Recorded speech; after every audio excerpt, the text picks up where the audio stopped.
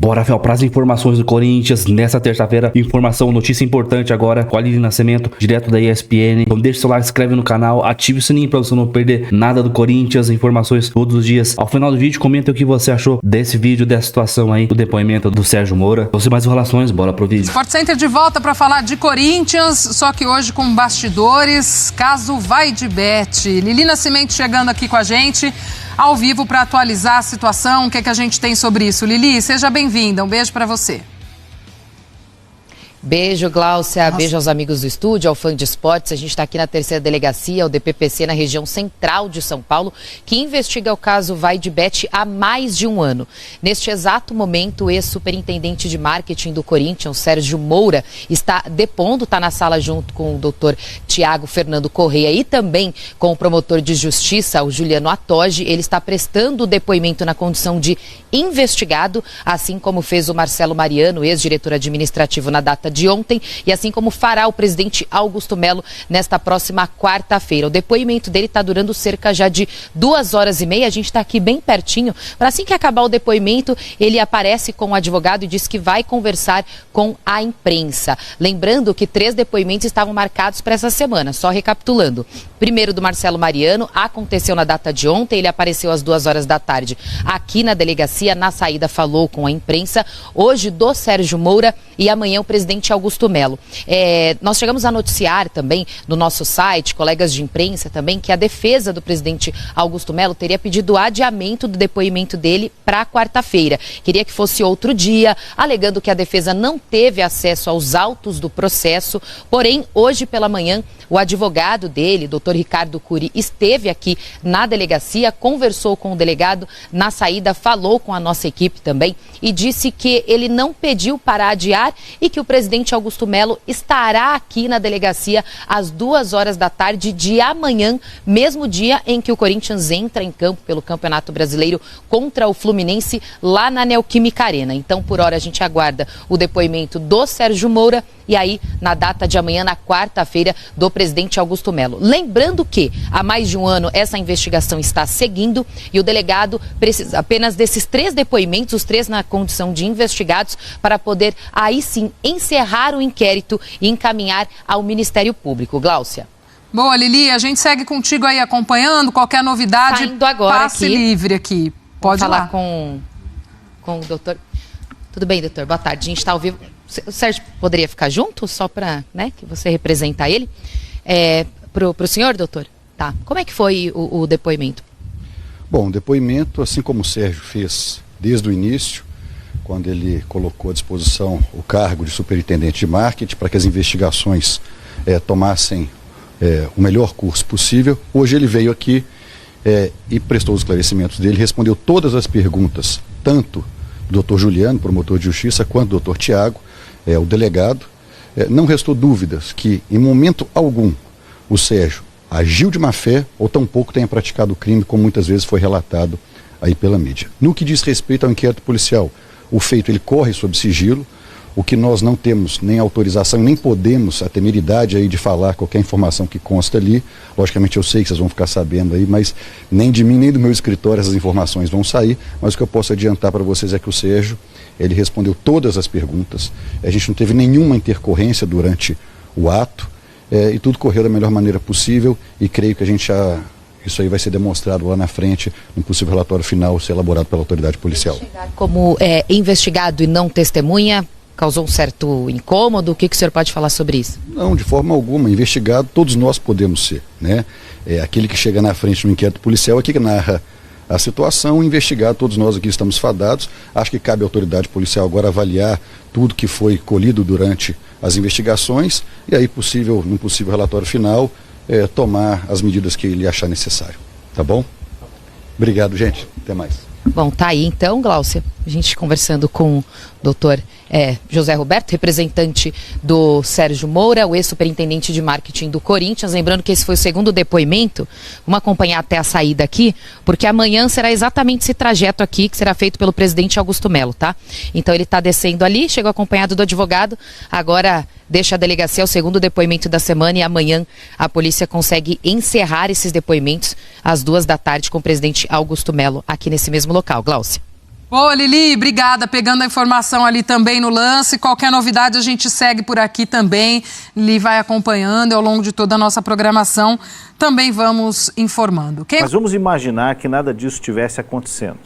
A gestão é boa ou é ruim? O resultado que se vê em campo, contratações... É que depende muito da sua análise. Por quê? O que eu estou dizendo? Até que ponto você aumentar a sua dívida como ele aumentou, isso é um preço a se pagar para ter um time bom? Isso é bom? Eu tenho dúvida disso, entendeu? Ah, não é banco, tudo bem, mas o que é? Vai chegar a quanto? 3, 4 bilhões de dívida? E vai explodir tudo? Corinthians fosse uma empresa normal, se não tivesse essa paixão por trás, se não tivesse milhões de torcedores que seguem fazendo do Corinthians sempre ou segunda ou terceira maior receita do país, já tinha quebrado. Uma empresa normal, com a dívida que o Corinthians tem, sem essa paixão por trás, essa mola propulsora por trás que é o seu torcedor, os próprios dirigentes do clube falam que se fosse uma empresa fria, calculista, já teria quebrado. Então, até que ponto valeu a pena tudo isso? Vale a pena tudo isso? Então, sempre vai ficar essa dúvida. Eu não acho, a administração ela tem coisas boas, eu acho que é uma administração que claramente valorizou mais a marca do clube, seja por uma placa de publicidade, pelo patrocínio da camisa, contrato de TV. A administração anterior, além de aumentar muito a dívida e ter explodido a dívida, né, que foi certo nas administrações anteriores, ela perdeu um pouco a noção da grandeza do Corinthians. Então isso para mim também ficou claro, assim, essa administração ao menos lutou por valores melhores, por acordos melhores. Então essa é a parte boa, se eu pudesse destacar aí do presidente do Corinthians. Mas o que tem de parte ruim tem um monte de coisa aí, sem dúvida nenhuma. A pergunta é boa, acho que não vale a pena. Acho que a comparação que você faz com o São Paulo, não dessa época do Aidar, mas a mais recente, o São Paulo e o Corinthians estavam mais ou menos no mesmo lugar há uns 4 anos. Mais ou menos no mesmo lugar. Na fila, ou espécie de fila, vendo o Palmeiras triunfar, com administrações desastradas. Quando o Casares assume, e a grande diferença é essa, né? O Casares já está no 2º mandato. Ele herda um clube destruído e sem título. Mais ou menos como o Melo herda o Corinthians. Destruído e sem título. A primeira preocupação do Casares não foi lançar esse plano vamos lá, a gente vai falar do São Paulo daqui a pouco. Que o torcedor até agora não engoliu, não entendeu, não bancou, né? É difícil tomar essa medida. Os caras me pegaram na redação hoje para pegar no teu pé. Então. Eles são a favor do calote ou eles são a favor do cinto apertado? Eu cheguei ali, parecia independente em cima. Meu irmão. Então, mas aí o São Paulo quer flamengar ou quer coringar? Né? Só que a decisão do Casares em tomar essa medida austera só aconteceu no 4º ano, no mandato sem oposição. Foi muito mais confortável ele chegar até... Ele tentou, também valorizou a marca, não tinha patrocínio nenhum, ninguém tinha na época da pandemia, todo mundo teve que melhorar o clube, né? Todo mundo incrementou a receita, aí lá tem um monte de coisa, entrou, patrocínio melhorou, naming rights, blá, blá, blá, e não adiantou nada em termos de superávit, de saúde financeira, não adiantou nada. A ponto de no 4º ano, não no primeiro, o primeiro ano dele lá na pandemia era Paulistão e Copa do Mundo Crespo, certo? Uhum. Não que o São Paulo tenha feito o que o Corinthians fez em termos de investimento, né, naquele primeiro ano, mas o São Paulo tratou bem também, né? Sim. Quando ensaiou dar esse passo, por isso que é importante todo o contexto político de clube, eu sempre lembro, era o Rogério Ceni o técnico, o Muricy o diretor, e eles não toparam. Eles implodiram o plano de contenção financeira do São Paulo há 2 anos. E a coisa foi sendo protelada até o Corinthians. A única coisa do São Paulo está chegando a 1 bilhão. É que o Corinthians tem quase 3 vezes mais de rombo e não tem o estádio pago. Aliás, parentes do Corinthians, foi a torcida organizada quem organizou. Ele é mais organizado que o clube. Aliás, quase todas as torcidas organizadas são do São Paulo também, Ela quem idealizou a vaquinha para pagar o estádio. Nem que seja simbolicamente uma parte. Mas o montante não é pequeno, o montante arrecadado é grande. Então, exatamente. A preocupação com a saúde financeira do Corinthians, com os próximos anos, veio muito mais da torcida organizada do que do presidente.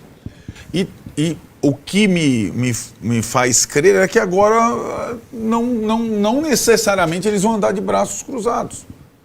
Né? Porque a torcida, ela acho que teve um momento de compreensão, mas ela não vai ficar dando murro em ponto de faca de uma gestão que está sendo colocada sob suspeita o tempo todo. Eu acho que o campo ele grita. O campo mas berra. Então, mas o que tem agora? O que tem agora? O Campeonato agora é uma derrota no derby, que não é legal, mas falamos disso ontem. Você já viu derrota no derby? Não aconteceu nada. Então, eu sei. Não pegou nada. Porque a herança do título, então, exato, ainda é muito forte. Tem mais 10 rodadas de brasileiro. Até a parada mundial, o Corinthians não tem nada para disputar. A Sul-Americana, o Corinthians já rodou. Ou pode rodar. Ficou difícil. Ninguém está dando... Se tivesse uma coisa, reta final de brasileiro para definir o próximo ano, decisão de não sei o quê, o Corinthians não tem nada. Mas ano passado foi formado um pacto. Então, esse ano, o que eu estou chegando à conclusão é que esse pacto não vai rolar da mesma forma. E até a parada para o Mundial, o Corinthians não decide nada. Então vão ser os meses de maior agonia dessa presidência. Ela não tem o pacto para o quê? Para ganhar 3 pontos do Sport em casa? Tem a Copa do Brasil, né? Com o Novo Horizontino? Vai ter pacto para ganhar o Novo Horizontino? Acho que não é, né? Sim, aí não é para ganhar. E se perde? Mas aí, se perde, tudo bem. O Corinthians não vai ficar ganhando todas as partidas, né? Nenhum time de futebol ganha todas as partidas, né? Depender de vitória todo jogo para você sustentar um governo, não existe isso. O que eu acho que aconteceu o ano do Corinthians está em risco. O seguinte, teve uma arrancada no Brasileiro sensacional que podia tirar o time da zona de rebaixamento para a Libertadores. E o Campeonato Paulista de Futebol. Agora, nesses próximos meses, não tem nada iminente. Um pacto para ganhar um campeonato ou para se classificar. Não, só prejuízo. E um limbo. Se cai para o Novo Horizontino, eventualmente, é prejuízo. É gritaria. Então, complica. Para não encerrar o assunto, a gente vai avançar já. Mas, Vessone, chega aqui uma mensagem do Eduardo na hashtag G4BandEsportes dizendo o seguinte: Vessone, e essa notícia sobre o filho do CEO da Esporte da Sorte, que é um patrocinador, ter sido contratado a princípio para jogar na base, é verídica essa notícia? O Corinthians tem tanta coisa que eu estava até acabando. Eu acabei de esquecer de falar sobre esse tema. Se aí for verdade, isso aí é uma várzea. Mas isso não é novidade, mas é interessante, porque o Vessone ainda contabiliza todos os caras que entram na base do Corinthians, e a base do Corinthians é uma caixa preta, uma bagunça completa. Ele vai contabilizando, mas esse tem nome e sobrenome, né? O que aconteceu foi o seguinte: ontem saiu no BID um garoto sub-20, né? Ele tem 18 anos, Daniel Trajano, e lá o sobrenome todo. E a gente não deixa passar nada, né? Ele é filho ele é o Danielzinho Trajano, que é filho do Daniel Trajano, ex-CEO ou ex-diretor da Esportes da Sorte, que é patrocinadora do Corinthians Master. Coincidência ou não, o Danielzinho passou pelo Grêmio em 2023, só que aí a cobertura do Corinthians é uma cobertura muito diferente nesse sentido, né? Até a base do Corinthians a gente esmiuça sempre, e aí passou pelo Grêmio e pouca gente percebeu que ele era filho também do mesmo, obviamente, responsável pelo patrocinador Master do Grêmio também, naquela época, quando ele fez parte. Agora deram esse contrato, é um contrato de formação que se fala, não é um contrato profissional, até o final do ano. Foi registrado. A comunicação da Esportes da Sorte, da patrocinadora do Corinthians, enviou um comunicado, depois no meu e-mail e no e-mail de outros setoristas, e eu vou ler o lado aqui da empresa. Ela diz: Daniel Trajano, pai do jogador de mesmo nome contratado pelo Corinthians, não é mais funcionário do Grupo Esportes da Sorte, nunca foi CEO, e sim gestor do patrocínio. Essa é o lado da empresa. No LinkedIn, que é onde os grandes, todos os profissionais colocam lá, tá lá o banner da Esportes da Sorte, no Daniel Trajano, diz lá que ele é diretor da empresa e tal, isso no LinkedIn, mas a comunicação da empresa mandou essas 3 linhas aqui informando que ele não é mais funcionário do grupo e nunca foi CEO, e sim o gestor do patrocínio. De qualquer maneira, o seu filho, então, vai jogar na base. Ele é o jogador número 78 desde 2 de janeiro de 24. Já são 78 novos contratos registrados no BID da CBF, da base do Corinthians, sendo 44 sub-17, 35 do sub-20. É um número completamente alarmante, um número muito exagerado. É só você quebrar aí pelo número de meses, né? Nós estamos falando de praticamente 7 todo mês vai lá e assina um contrato para jogar na base. O Corinthians criou um sub-16 e um sub-18 que não tem nem competição. Não tem lógica de competição. Não tem competição oficial, né? Então o 17 está jogando os Campeonatos Paulista, Copa do Brasil, Brasileiro, o 20 também. E aí criaram um 16, um 18. A princípio esse garoto é mais um que vai jogar no sub-18. Eu tô brincando que o sub-18 do Corinthians é igual o coração de mãe, sempre cabe mais um. E ele é mais um que está indo lá para esse sub-18. Então a gente tem contabilizado, esse é um trabalho que o site segmentado, que eu trabalho também, o portal Meu Timão faz. São 78 novos contratos registrados. A cada contratado, a gente repete os 77 anteriores, 76, 75, a gente vai repetindo todos eles. Uma gestão que começou em janeiro de 24 e que em 12 mais 4, eu já estou fechando abril, tá? Estou sendo bonzinho. Em 16 meses contratou 78 novos garotos. Não é que não tinha sub-17, tinha lá os jogadores, já tinha do 17, tinha do 20 e trouxe 78. A nossa parte a gente para aqui, que é acompanhar, contabilizar, trazer os nomes, os contratos e fazer um trabalho investigativo, mas a gente tem um limite. O nosso para aqui. O que me causa espécie, o que me causa estranheza e até um pouco de raiva é quem é conselheiro não fala nada. A imprensa está preocupada. Junto, Vessone? E os conselheiros todos não cobram, não perguntam, não questionam, não vão lá no terceiro andar no departamento jurídico que pede os contratos. Opa, mas aí é Fabinho Soldado, tem que meter um break nisso. Mas o Fábio Soldado também não tem a ver, porque ele é do profissional. A base é separada. O Fabinho tem zero. Agora, quantos já saíram? A base é separada. Então vai continuar isso aí. Uns 20% saíram. Já saíram. Alguns bateram e saíram. Uns 20% já foram até embora. Porque vejam só, você um pouco inocente aqui para a gente caminhar para esse lado. Você pode assinar com tantos jogadores entendendo que isso é um produto que o Corinthians vai trabalhar e no futuro vender. E não é, nem todo jogador que aparece no futebol brasileiro é um super craque que vai ser titular do Barcelona em 2 meses. Então você vai alimentar esse mercado. Agora, quando você tem, num período tão curto, tantos jogadores e outros tantos já saindo, são negociações muito curtas, muito rápidas, que dão um selo Corinthians, que não é um selo qualquer, é um selo muito importante para uma carreira de um jogador, que realmente tem que ficar de olho. E eu vou avisando agora, uma base, quando você não cuida dela, o reflexo não é agora. O time sub-20 do Corinthians é até ok, chegou na final da Copinha, por exemplo, e o 17, pelo que se fala, até melhor do que o 20. Não é agora, talvez, só que você vai pagar ali na frente. É um pouco o que o Santos pagou. O Santos descuidou da base dele e agora passou alguns anos sem revelar nada, sem entrar um dinheiro forte, que é o que sempre foi a mola propulsora do Santos, né? Essa molecada rendendo muito dinheiro para o clube, e o Santos está pagando muito por isso, chegou a cair para a Série B, porque não entrou mais dinheiro da base. Então, o preço a se pagar por isso que está acontecendo na base do Corinthians talvez não seja agora.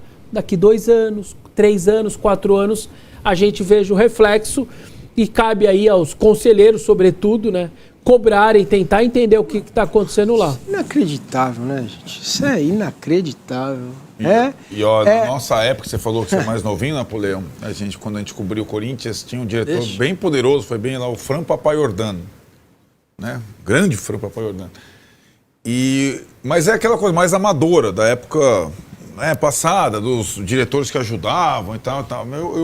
O filho do Fran jogava na base do Corinthians, até um menino talentoso. Então, ele ficou vinculado ao Corinthians em termos de um tempão. Ele acabou, acho que não vingando, mas ele era jogador da base do Corinthians por um tempão. Tem agora o filho aí do dono do patrocínio, teve agora recentemente um filho de um conselheiro, também ganhou um contrato, o cara que era da chapa, que apoiou Augusto. Então Então são casos assim que a gente vai acompanhando, vai noticiando. Acho que a imprensa está fazendo um bom papel cobrindo aí a base. Acho que a base mais destrinchada de clube, para mim, sem dúvida nenhuma, é a do Corinthians. Só que a gente tem uma limitação, a gente para aqui. Então a gente fala isso e causa estranheza o número. Aí certamente é no chat, mas é isso, é falcatrua, é não sei o que lá. Cara, aí cada um tire a sua conclusão. A nossa parte é contabilizar, colocar o número, os dados do contrato, até quando vai os contratos e ficar acompanhando todos os dias o bid da CBF. Acho que dá para avançar. Se vocês quiserem um conselho, eu dou, mas em off. Dá para avançar nisso aí, e muito. Tá? Então é isso, Efiel, as informações aí, entrevista com o advogado do Sérgio Moro aí. Cara, se Augusto Melo e esses caras tiverem alguma coisa com esse dinheiro aí, acho que era 25 milhões, né? Foi transferido, uma parte foi, passaram por 3 contas diferentes. Então, mano, tem que ser preso, tem que sair do Corinthians. Augusto Melo tem que ser expulso do Corinthians, realmente, por comprovado tudo isso daí. E eu li não sei aonde que praticamente o Augusto Melo tá ferrado, né? Então, é esperar a polícia finalizar o inquérito aí. Então, mano, o corintiano não tem paz, cara. Entra um, sai outro, é a mesma coisa. Ninguém quer mudar o Corinthians. Os caras parecem que só pensam no rabo deles, cara. É impressionante. Então, vamos ver o que vai acontecer nos próximos dias. E lembrando que amanhã tem jogo, 7h30 contra o Fluminense. A gente nem sabe qual vai ser o time direito ali. Se o Angeleri vai voltar, se não vai. Se o Gustavo Henrique vai voltar. Como que vai ser aquela parte ofensiva, o meio campo aí. Que no último jogo foi uma lástima. Os caras andaram em campo. Então, será que o André Carrilho vai jogar como 10 ali? Armando o time? Será que ele vai recuar o Memphis Depay pra fazer a função de 10 e colocar Hector Hernandes e Yuri no ataque? Ou vai entrar com o Romero? Mano, ninguém sabe por enquanto. O Ramon Dias tá nessa dúvida aí. Eu entraria, cara. Puxaria o Memphis Depay. Claro que não é muita dele, mas ele tem qualidade pra fazer isso. E testaria o Hector Hernandes e o Yuri no ataque, mano. Deixa o Hector jogar desde o início com o time titular. E o Angeleri, se tiver condições de jogar amanhã, tem que ser ele.